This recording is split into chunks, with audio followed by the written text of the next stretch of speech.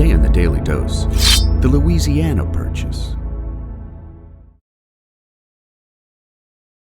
In 1801, after Spain secretly returned the Louisiana Territory to France, Americans grew ever more fearful that France's emerging new leader, Napoleon Bonaparte, had plans to tighten his hold on New Orleans and vital shipping routes along the Mississippi, prompting President Thomas Jefferson to write in a letter to Robert Livingston, the U.S. minister to France, that the day France takes possession of New Orleans, we must marry ourselves to the British fleet and nation. A year later, after Spain revoked a U.S. Spanish treaty granting Americans the right to store goods in New Orleans, Jefferson sent future U.S. President James Monroe to Paris, where Livingston had previously been tasked with negotiating the purchase of New Orleans for an estimated ceiling price of $10 million. Instead, due to France's weakened economy and Napoleon's impending war with Great Britain, even before Monroe's ship arrived into France, in April of 1803, Livingston was taken by surprise when French officials asked him if the U.S. might be interested in purchasing the entirety of the Louisiana Territory, some 828,000 square miles of pristine land, thereby doubling the size of the young republic.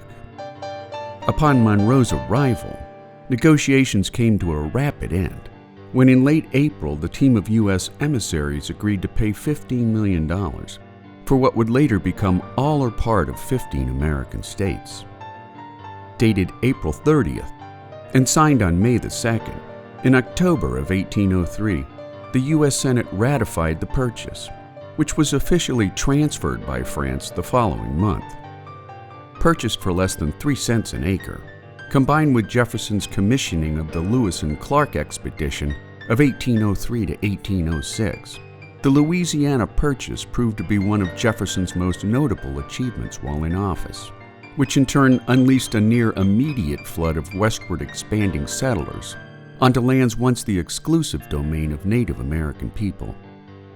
Some 4 decades later, following the 1845 annexation of Texas from Mexico and the 1846 ceding of the Oregon Territory from Great Britain, President James K. Polk's firm belief in manifest destiny led to the Mexican-American War of 1846 to 1848, which added the last major piece of today's contiguous 48 American states, making the Louisiana Purchase one of the largest bargain basement deals in real estate history. And there you have it, the Louisiana Purchase, today in the Daily Dose.